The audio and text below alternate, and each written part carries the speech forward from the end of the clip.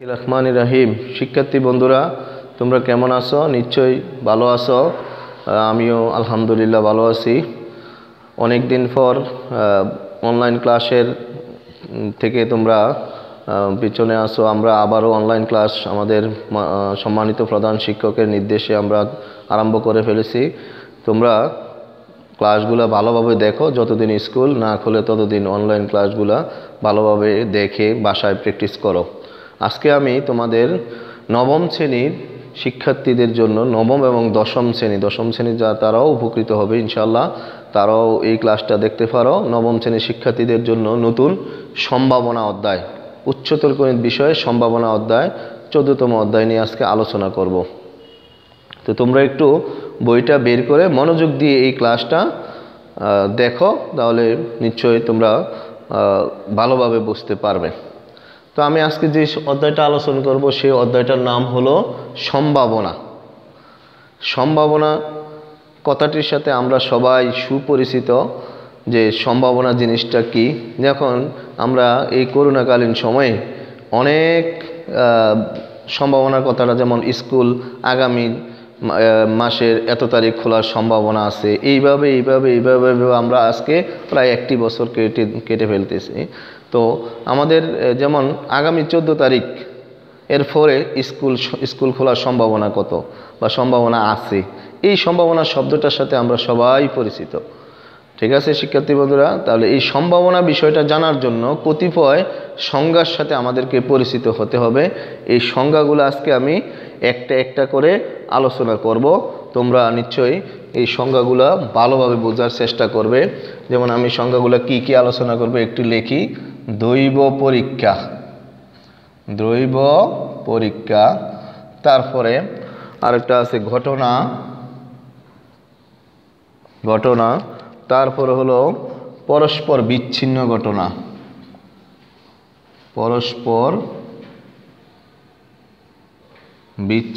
ঘটনা, তারপর আছে অনুকূল ফলাফল,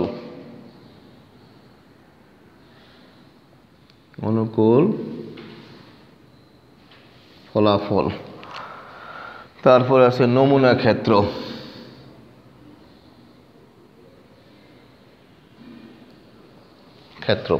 তাহলে আমরা সমসম্ভাব্য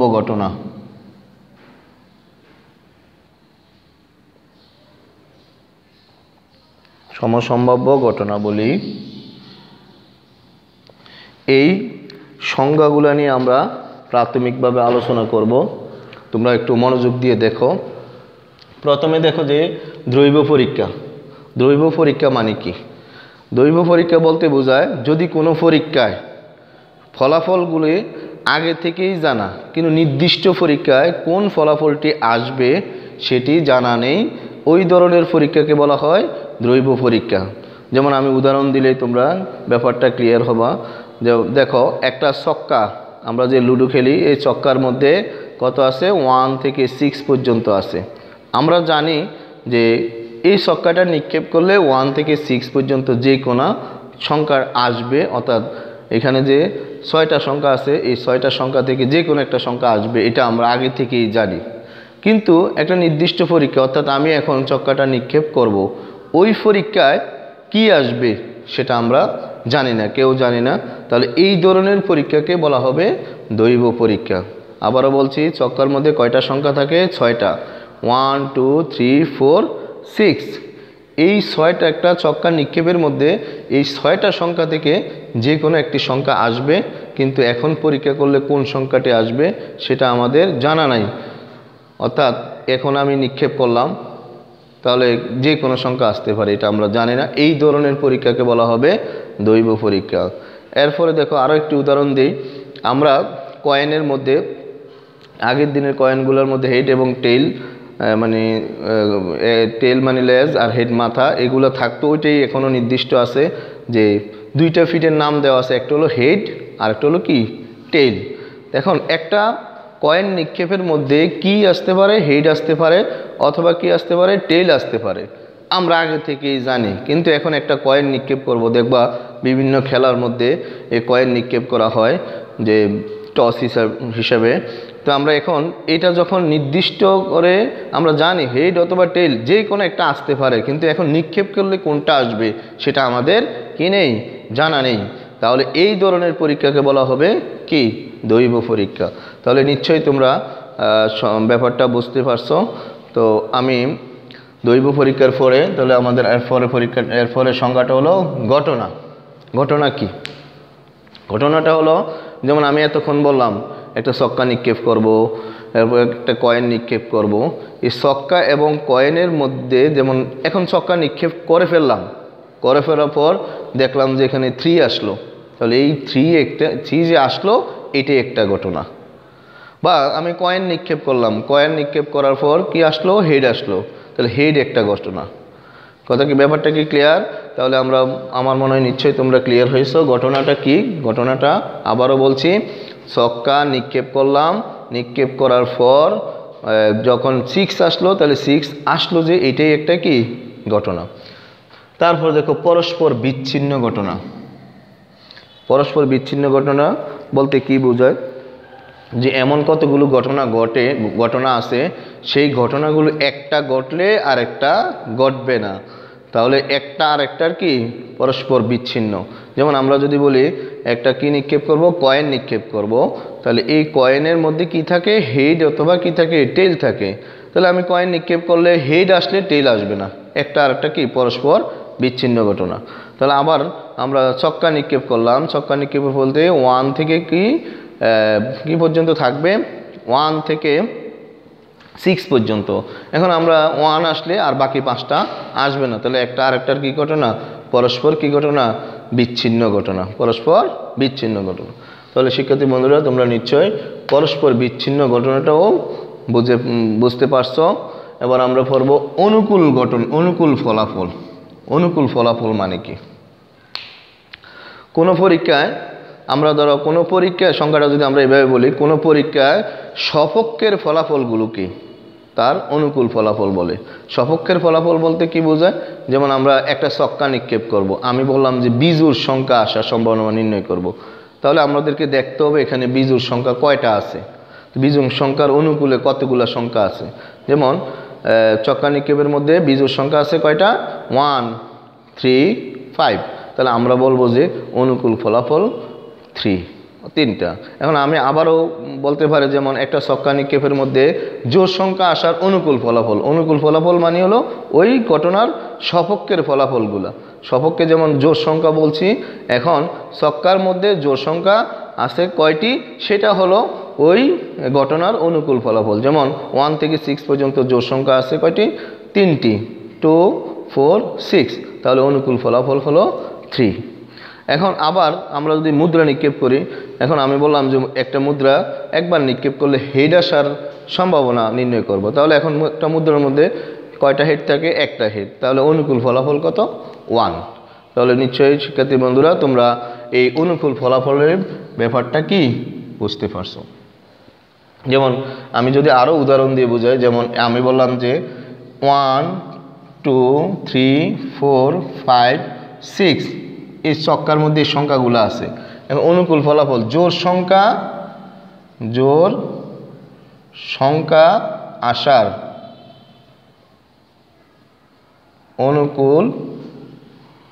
অনুকূল ফলাফল, জোড় সংখ্যা এখানে কয়টি আছে, 2, 4, 6, তাহলে অনুকূল ফলাফল হবে 3। আবার আমরা যদি বলি এখানে 4 আসার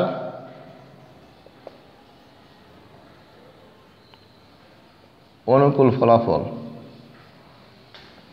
তাহলে কত হবে, 4 কয়টা আছে, একটা, তাহলে অনুকূল ফলাফল হবে কি, 1। তাহলে এইভাবে আমরা যদি অনুকূল ফলাফলগুলো আমরা এইভাবে কি করতে পারবো, চিহ্নিত করতে পারবো। তারপরে আমরা নমুনা ক্ষেত্র নিয়ে আলোচনা করব।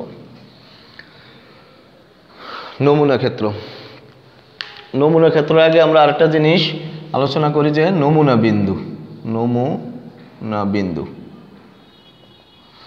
বিন্দুগুলো কি। যেমন একটু আগে বললাম যে অনুকূল ফলাফলগুলো, একটি ছক্কা নিক্ষেপের অনুকূল ফলাফলগুলি যেগুলো এগুলাই হলো কি প্রত্যেকটা এক একটা নমুনা বিন্দু। যেমন আমি বললাম ছক্কা নিক্ষেপের এই ছক্কা নিক্ষেপের বিজোড় সংখ্যা আসার সম্ভাবনা বাইর করব। তাহলে বিজোড় সংখ্যার অনুকূল ফলাফল, বিজোড় সংখ্যার অনুকূল ফলাফল কি কি? যেমন 1, 3, 5। তাহলে এখানে দেখো প্রত্যেকটা এক একটা কি বিজোড় সংখ্যাগুলো হলো কি 1, 3, 5। তাহলে প্রত্যেকটা এক একটা নমুনা বিন্দু, প্রত্যেকটা এক একটা কি নমুনা বিন্দু। তাহলে এখন আসো নমুনা ক্ষেত্রটা কি, আমরা নমুনা ক্ষেত্রটা নিয়ে একটু আলোচনা করব। নমুনা ক্ষেত্র হলো একটা চক্কা নিক্ষেপ বা মুদ্রা নিক্ষেপ এর সপক্ষের ফলাফলগুলি নিয়ে এবং নমুনা বিন্দুগুলি নিয়ে গঠিত সেটটাকে বলা হবে নমুনা ক্ষেত্র। তাহলে আমি যদি বলি নমুনা ক্ষেত্রের বেলায়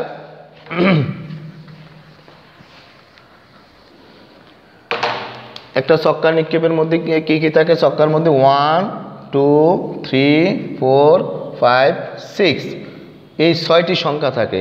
এখন আমি জোড় সংখ্যার ক্ষেত্রে জোড় সংখ্যার আসার সম্ভাবনা নির্ণয়ের ক্ষেত্রে, জোড় সংখ্যার সম্ভাবনা নির্ণয়ের ক্ষেত্রে কিভাবে নমুনা ক্ষেত্র লিখব? তাহলে দেখো জোড় সংখ্যা গুলো হলো, জোড় সংখ্যাগুলো কি কি? একটা হলো 2, আরেকটা হলো কি 4, 6। তাহলে আমরা এই জোড় সংখ্যাগুলো হলো কি 2, 4, 6। এখন নমুনা বিন্দু কয়টা এখানে? সুতরাং আমরা বলতে পারি নমুনা ক্ষেত্র এখানে নমুনা বিন্দু হলো 3টি, 1, 2, 3। তাহলে নমুনা বিন্দুগুলো নিয়ে গঠিত সেটটাকে বলা হবে কি নমুনা ক্ষেত্র। নমুনা বিন্দুগুলো নিয়ে গঠিত সেটটাকে আমরা নমুনা ক্ষেত্র বলতে পারি। এবং দেখো আবার আমরা যদি বলি একটা ছক্কা নিক্ষেপের সম্ভাব্য ফলাফলগুলি নমুনা ক্ষেত্র কি? একটা ছক্কা নিক্ষেপের সম্ভাব্য ফলাফলগুলির নমুনা ক্ষেত্র কি? তাহলে একটা ছক্কা নিক্ষেপের মধ্যে সম্ভাব্য ফলাফলগুলি কি কি আছে? 1, 2, 3, 4, 5, 6। তাহলে 1, 2, 3, 4, 5, 6 এইগুলা নিয়ে গঠিত সেটটা হবে একটা ছক্কা নিক্ষেপের সম্ভাব্য ফলাফলগুলো নিয়ে গঠিত সেটটাই হবে ওই ছক্কা নিক্ষেপের ক্ষেত্রে যে ফলাফল আসবে এর নমুনা ক্ষেত্র। তাহলে আমরা এখানে যাই লিখছি, দেখো সংখ্যাগুলোর মধ্যে নমুনা ক্ষেত্র, তারপরে নমুনা বিন্দু, সমসম্ভাব্য ঘটনাবলী। তারপরেটা কি? সমসম্ভাব্য ঘটনাবলী। সমসম্ভাব্য ঘটনাবলী মানে কি? যেমন একটা দুটি ঘটনার মধ্যে যদি এরকম হয় যে প্রত্যেকটি ঘটনা ঘটার সম্ভাবনা সমান হয়, তাহলে আমরা বলবো যে এই ঘটনা দুটি সমসম্ভাব্য ঘটনা। যেমন উদাহরণ দিলে আরও ক্লিয়ার হবে তোমরা। একটা মুদ্রা নিক্ষেপের মধ্যে মুদ্রা নিক্ষেপ করব, তাহলে মুদ্রা নিক্ষেপের মধ্যে হেড এবং টেল, এই হেড এবং টেল এই দুইটার যে কোনো একটি আসার ঘটনা সমান, সম্ভাবনা সমান। তাহলে আমরা বলতে পারি এই দুইটা ঘটনার সমসম্ভাব্য ঘটনা। তাহলে বলতে পারি কি আমরা এই দুইটা ঘটনার সমসম্ভাব্য ঘটনা। একটা টেল আসলে আর কি আসবে না? হেড আসবে না। ঠিক আছে? তাহলে শিক্ষার্থী বন্ধুরা দেখো আমরা বলছিলাম যে সম্ভাবনা যে অধ্যায়গুলার ধারণা নিতে হলে আমাদেরকে প্রথমে এই যে কিছু সংজ্ঞা আছে এই সংজ্ঞাগুলো সম্পর্কে ধারণা জানতে হবে। তারপরে আমরা এখন সম্ভাবনা নির্ণয়ের একটি মাত্র যে সূত্র আছে সেই সূত্রটা লিখব। সূত্রটা হলো কি? কোনো ঘটনার সম্ভাবনা উক্ত ঘটনার অনুকূল ফলাফল বা একটা সূত্র দিয়ে আমরা এই সম্ভাবনার প্রায় সকল অঙ্কগুলোই করে ফেলতে পারবো। তাহলে সূত্রটা কি? কোনো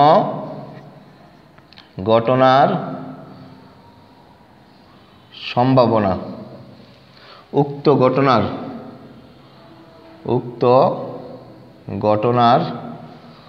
অনুকূল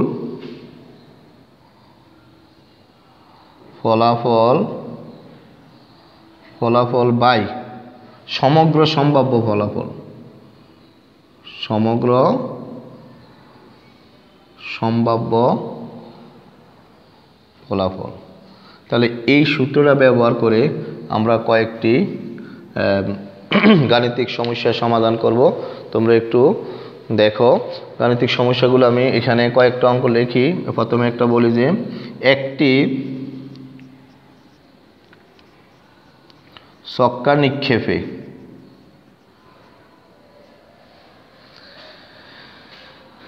জোড় সংখ্যা আসার সম্ভাবনা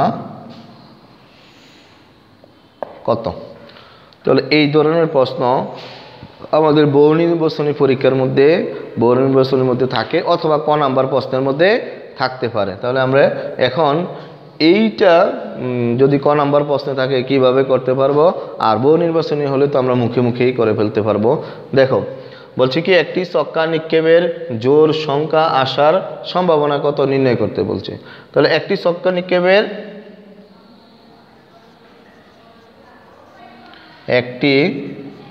ছক্কা নিক্ষেপে সমগ্র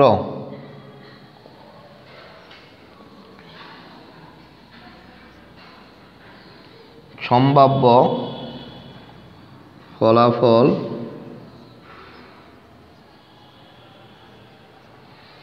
গুলো হলো কত? 1 2 3 4 5 6। সমগ্র সম্ভাব্য ফলাফলগুলো কত? 1 2 6। অর্থাৎ সমগ্র সম্ভাব্য ফলাফল 6। কয়টা সংখ্যা আছে এখানে? 6। এখন আমাদের দেখো দুইটা জিনিস জানতে হবে, একটা হলো সমগ্র সম্ভাব্য ফলাফল আর একটা হলো উক্ত ঘটনার অনুকূল ফলাফলগুলো। আমরা সংজ্ঞার মধ্যে অনুকূল ফলাফল পড়ছিলাম যে ওই যে ঘটনাটা আমরা যেটা নির্ণয় করব তার সপক্ষের ফলাফলগুলো। যেমন এখানে দেখো একটি ছক্কা নিক্ষেপে জোড় সংখ্যা আসার সম্ভাবনা কত, আমরা নির্ণয় করব কি জোড় সংখ্যা আসার সম্ভাবনা। তাহলে এখন দেখো জোড় সংখ্যা হলো ওই ঘটনাটার সপক্ষের ফলাফল। আমরা এখানে দেখো একটি ছক্কা নিক্ষেপে সমগ্র ফলাফলগুলো হলো 1 2 3 4 5 6। এই জোড় সংখ্যার সপক্ষের ফলাফলগুলো, জোড় সংখ্যা কয়টা আছে দেখো 2 2 4 6। জোড় সংখ্যা কয়টা? 2 4 6। তাহলে দেখো জোড় সংখ্যা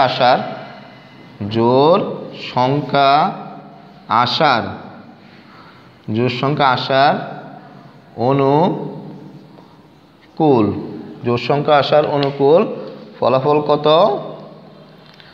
অনুকূল ফলাফল হলো 3। কারণ এখানে দেখো জোড় সংখ্যা আছে কত? 3টা, 2 4 6। জোড় সংখ্যা হলো 3টা, তাহলে অনুকূল ফলাফল কি 3। তাহলে আমরা এখন এখান থেকে দেখো আমরা নিচে না লিখে দিক দিয়ে লিখি। আমাদেরকে বলছে একটি ছক্কা নিক্ষেপের জোড় সংখ্যা আসার সম্ভাবনা কত নির্ণয় করতে। তাহলে আমরা জানি যে সূত্রটা যদি আমরা লিখি, আমরা জানি কোনো ঘটনার সম্ভাবনা সমান সমান উক্ত সম্ভাবনা সমান সমান কি উক্ত ঘটনার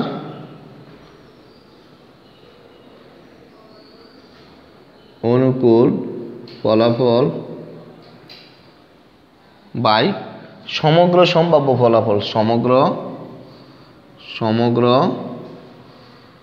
সম্ভাব্য ফলাফল। তাহলে দেখো এবার সমগ্র সম্ভাব্য ফলাফল আমরা সূত্রটা লিখলাম। এখান থেকে পাই কি কোনো ঘটনার সম্ভাবনা। তাহলে আমরা ঘটনার সম্ভাবনা নির্ণয় করতে বলছে জোড় সংখ্যা আসার সম্ভাবনা।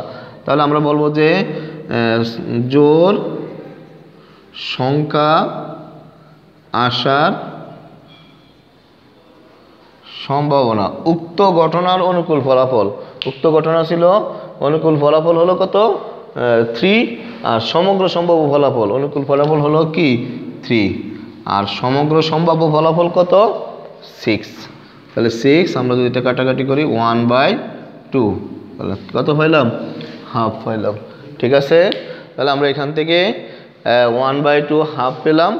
এটা নির্ণয় করার জন্য তোমাদেরকে একটা আমি এইভাবে আমরা কি করতে পারবো যে যত গাণিতিক সমস্যাগুলো আছে ছোট ছোট অঙ্কগুলো আছে এই সূত্রের মাধ্যমে কি করে ফেলবো নির্ণয় করে ফেলবো আমি আরও দুই একটা যদি করি তাহলে তোমরা নিশ্চয়ই ক্লিয়ার হবে আরও বেশি দেখো আমি যদি বলি একটা ছক্কা নিক্ষেপে একটি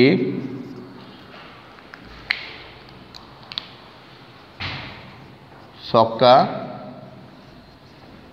নিক্ষেপে 5 আসার সম্ভাবনা বা আমরা আরো একটু যদি বলি মৌলিক সংখ্যা আসার সম্ভাবনা মৌলিক সংখ্যা আসার সম্ভাবনা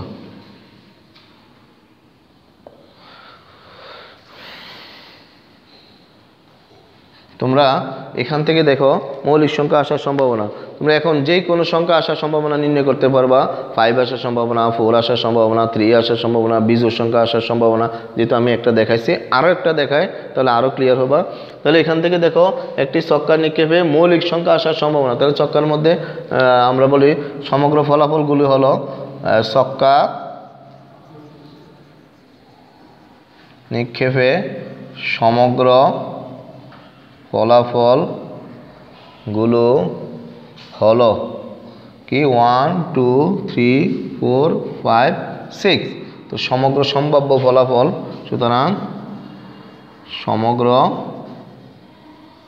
সম্ভাব্য ফলাফল কত সমগ্র সম্ভাব্য ফলাফল 6টা এখানে সমগ্র সম্ভাব্য ফলাফল 6 তারপরে হলো অনুকূল ফলাফল মৌলিক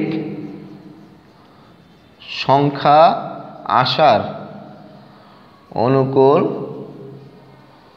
ফলাফল মৌলিক সংখ্যা এখানে দেখবো আমরা ফলাফল মৌলিক সংখ্যা আমাদের এখানে কয়টা আছে দেখো 1 কিন্তু মৌলিক সংখ্যা নয় তাহলে আমাদের 2 3 এবং 5 এই তিনটা মৌলিক সংখ্যা তাহলে আমরা বলবো যে 3 তিনটা কি মৌলিক সংখ্যা তাহলে আমরা পাইলাম কত 3 এবার দেখো আমাদের এই সূত্রগুলো অলরেডি বোর্ডে লেখা আছে বিধায় আমরা লিখবো না তোমরা দেখে নিবা তাহলে এখান থেকে আমরা বললাম যে কি আসার সম্ভাবনা একটা ছক্কা নিক্ষেপের মৌলিক সংখ্যা আসার সম্ভাবনা তাহলে এখান থেকে লিখি কি আমরা সুতরাং মৌলিক সংখ্যা আসার ছক্কা নিক্ষেপে মৌলিক সংখ্যা আসার সম্ভাবনা সমান সমান উক্ত ঘটনার অনুকূল ফলাফল হলো 3 আর সমগ্র সম্ভাব্য ফলাফল 6 এইটার রেজাল্টও কি হাফ তাহলে কত পাইলাম আমরা এটার রেজাল্টও হাফ মানে মৌলিক সংখ্যা আসার সম্ভাবনা তাহলে আমি একটু আগেই বলছি আমরা যখন একটা গাণিতিক সমস্যা এখানে শেষ করছি যে নিয়মে তুমি এইভাবে অহরহ গাণিতিক সমস্যা শেষ করতে পারবা এখান পর্যন্ত আমাদের আজকে এই ক্লাসটা থাকবে পরবর্তীতে এখান থেকে আমরা শুরু করে যে ছক্কা নিক্ষেপে আমি দেখাইলাম মুদ্রা নিক্ষেপে কি আসে এগুলা নিয়ে আমরা আরো একটা ক্লাস বিশদ আলোচনা করব তোমরা আমি যতটুকু আলোচনা করেছি এগুলা বইটা সামনে রেখে এই সংজ্ঞাগুলো বুঝে একদম কারণ কখের প্রশ্নের মধ্যে এই সংজ্ঞাগুলো অবশ্যই থাকে বুঝে ভালোভাবে কি করবে মুখস্থ করে ফেলবে এবং এগুলো বুঝতে হবে তাহলে পরবর্তী ক্লাস আসার আগেই এগুলো শেষ করে ফেলবে আর তোমরা অনলাইনে ক্লাসগুলো ভালোভাবে বাসায় বসে দেখো যতদিন স্কুল না খুলে বাসায় ভালোভাবে পড়ালেখা করো সুস্থ থাকো এই বলে আমি এখানে শেষ করলাম আল্লাহ হাফেজ আসসালামু আলাইকুম